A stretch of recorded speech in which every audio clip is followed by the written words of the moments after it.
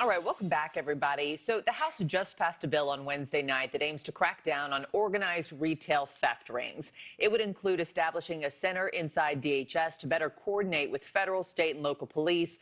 Cargo thefts have been a particular problem in this surge in stealing. Thieves are stealing $18 million a day on average from the trucking industry. That data from the American Trucking Associations, which applauded the passage of this bill, now headed to the Senate. I want to bring in Chris Spear, President and CEO of the American Trucking Associations. Chris, it's always good to see you, sir. Thank you for your time. You have called this cargo theft a national crisis, not just a trucking problem. ATA estimates cargo theft is costing the U.S. trucking industry $7 billion a year. How did it get this bad before Congress acted? Well, first of all, it's great to see you again. I really am happy to be back. And talking about this bill particularly, I am thrilled that the House of Representatives passed 2 nights ago the Combating Organized Retail Crime Act. This is an amazing bill, a huge first step toward federal control of the problem, working with states, local police, our industry, others throughout the supply chain. This is an 80-plus member coalition, not just trucking, but rail, retail, goes on and on. Everyone that is experiencing theft has come together collectively to help write this bill and give the federal government a seat at the table to help coordinate the efforts to combat organized retail crime. As you just said, we're losing $18 million a day in the trucking industry. That's nearly $7 billion a year. These are no small numbers that then translate into the prices that you and I and everyone else watching pays at the grocery store shelves. So this is an affordability issue.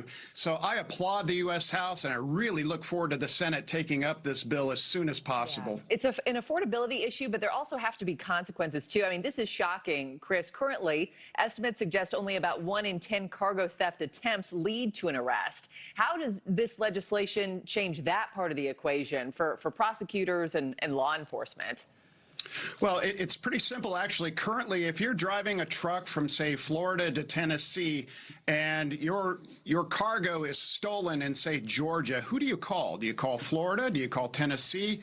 Georgia, where you're in transit? They're basically going to say it's not our jurisdiction, it's not our problem, nothing we can do. By the time you figure it out, that cargo is probably 3 states away. Part of the problem is that we have no federal government to intervene. We have no national framework to coordinate these multiple state thefts. We also have transnational criminal organizations that are operating out of Eastern Europe, Russia, South Africa, Latin America. They're hacking into our systems. They're actually seeing inside the truck what we're moving.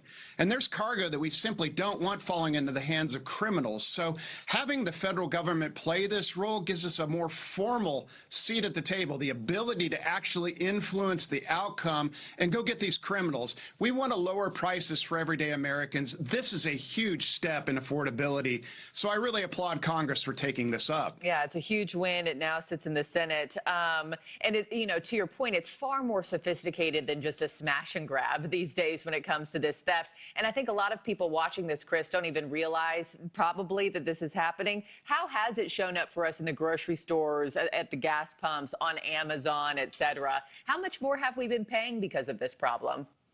It's a significant surge. It's a K-graph in the last 10 years. We've seen a massive surge in this type of theft, particularly the transnational criminal organizations, which is much more sophisticated than the smash and grab. That's where we're really seeing an impact, and that's having a measurable impact in the prices we pay. When you look at inflation and the prices we pay at the grocery store shelves, there is a reflection of there. A major percentage of that is now being seen as a result of criminal activity in our industry. So this is a major step. I love, Markie, how Democrats and Republicans are coming together in a very political environment. We had 145 Democrats join Republicans in the House of Representatives. Before that, this bill passed unanimously in the House Judiciary Committee. That is literally unheard of. So R's and D's coming together, doing what's in the best interest of American people. This is an affordability issue, and it's going to pay dividends. Yeah, we'd like to see more of that coming out of Washington, that's for sure. But between the theft and just energy prices soaring for the trucking industry with the Strait of Hormuz closed, I know it's a dire double whammy right now. But Chris Spear, thank you so much for your time, sir. I always love having you on the show. Have a great day. Thanks, Markie. Talk again soon. By the way, these are the top 5 states for cargo theft as of 2025. California is at the top of the list with incidents rising 33% there. Texas coming in second as a high volume area, and then Pennsylvania ranking 5th on that list.